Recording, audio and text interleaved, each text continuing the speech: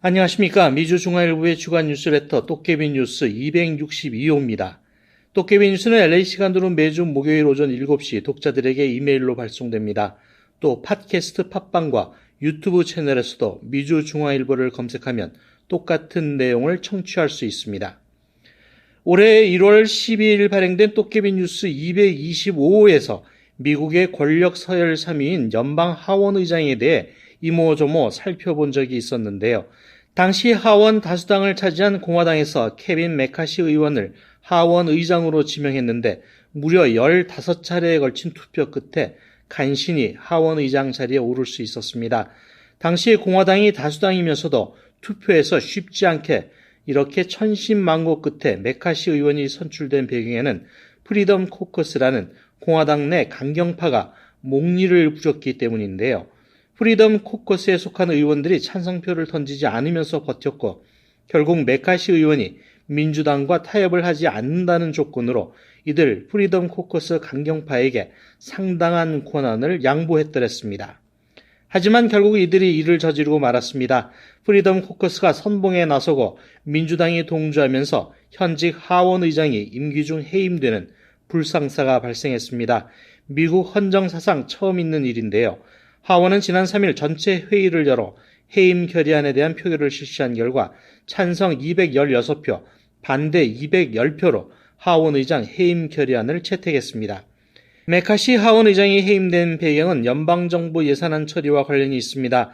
연방의회는 새 회계연도가 시작하는 10월 1일 이전에 연방정부 예산을 처리해야 합니다. 하지만 올해는 공화당 내 강경파가 가파른 예산 삭감 주장을 굽히지 않아 교착 상태를 이어왔었는데요. 연방정부 폐쇄, 이른바 셧다운이 코앞까지 다가오자 메카시 의장은 지난달 30일 민주당과 협상해 우크라이나 지원을 제외한 45일짜리 임시 예산안 처리에 나서게 됩니다. 셧다운 개시를 3시간 앞둔 시점이었습니다. 셧다운에 따른 정치적 부담을 감안한 선택이었는데요. 그런데 여기에 민주당의 요구는 대폭 수용되고 공화당 내 강경파인 프리덤 코커스의 요구는 반영되지 않은 겁니다. 그러자 기다렸다는 듯이 바로 이들이 메커시 의장 해임 결의안을 제출했습니다. 프리덤 코커스 의장인 앤디 빅스 하원 의원은 임시 예산안이 통과된 직후 소셜미디어 X에 메카시는 자신의 당 대신 209명의 민주당 의원과 함께 조 바이든, 낸시 펠로시, 척 슈머의 정부 지출 수준과 정책들을 유지하는 임시 예산안을 처리했다며 그가 하원 의장으로 남아있어야 하느냐고 적기도 했습니다. 또 이번 반란을 주도한 맷 게이츠 하원 의원도 임시 예산안 처리에 대해 배신이라는 거친 표현을 사용했습니다. 정가에서는 그가 싸움닭 같은 모습을 보여도 그의 영향력을 과소평가해 찻잔 속의 태풍에 그칠 것으로 대부분 예상했으나 결과는 달랐습니다. 그렇다면 프리덤 코커스는 어떤 성격의 그룹이고 여기에 속한 의원은 누구이며 세력은 어느 정도일까요? 프리덤 코커스는 2015년 공화당 보수파를 중심으로 결성됐다는 설이 가장 유력합니다. 이들의 핵심 주장은 재정 지출 축소와 세금 감면입니다. 작은 정부론을 내세우고 있지만 전통적인 자유무역보다는 보호무역 성향이 강합니다. 특히 불법 이민에 대해선 초강경 입장을 보이고 있습니다. 소속 의원은 20에서 40여 명가량으로 추정됩니다. 하지만 구체적으로 누가 속해 있는지 명단이 공개된 적은 없습니다. 상당수가 도널드 트럼프 전 대통령과 가깝지만 트럼프 전 대통령도 정책적 이견에 대해선 이들을 설득하지 못할 정도로 비타협적이라는 평가가 있습니다.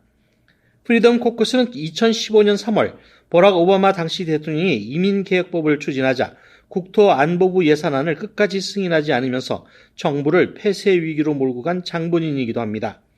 그해 7월 공화당 출신의 존 베이너 하원 의장이 오바마에 협력한다며 해임 건의안을 발의했습니다.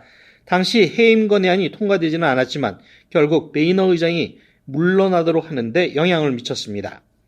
2017년엔 의료복지 확대를 위한 이른바 오바마 케어의 폐기를 요구하는 동시에 트럼프 케어에도 반대하는 모습을 보였습니다.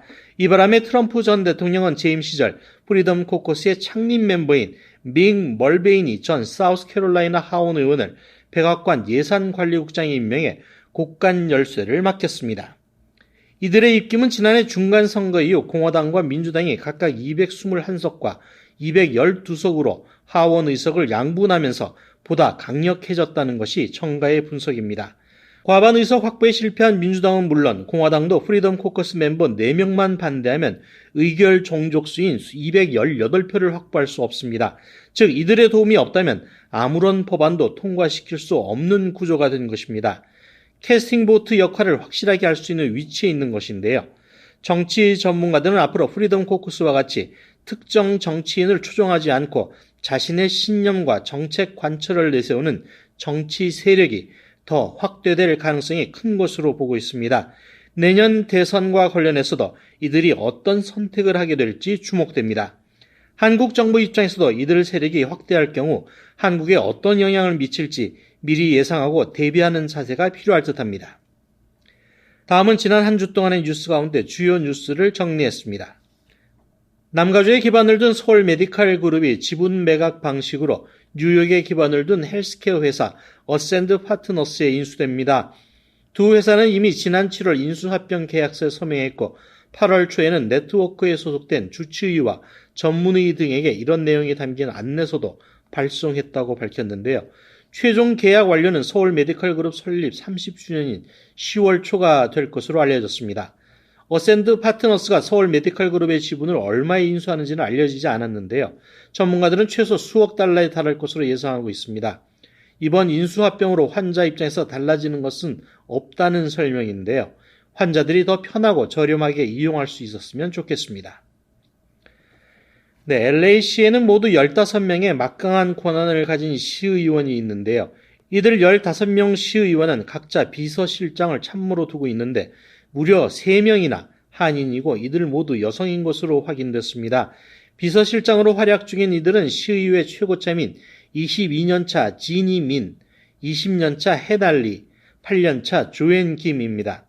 이들은 시의회와 지역구 사무실까지 모두 20명이 넘는 직원들을 이끌면서 시의원을 보좌해야 하는데요. 3명 모두 진정한 리더십에 대해 동기부여, 설득력, 행동의 모범, 명예, 협력을 핵심 요소로 꼽았습니다. 조만간 이들이 정치 무대 전면에 나서서 활동하는 모습을 기대해봅니다.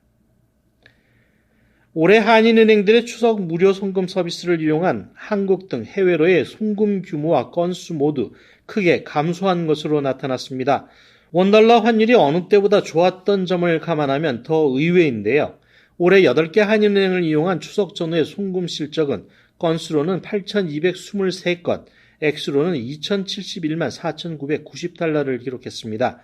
이는 지난해와 비교하면 송금 건수는 23.9% 줄었고 송금 총액으로도 31.3%나 감소했는데요. 은행권에서 이 같은 결과에 대해 경기가 악화하면서 고객들의 경제적 부담이 늘었기 때문으로 분석했습니다. 자바 시장의 부진과 부동산 시장의 침체가 큰 영향을 미친 탓이겠죠. 물가가 다시 안정을 찾고 모두가 선순환하는 좋은 시절이 빨리 오기를 빌어봅니다.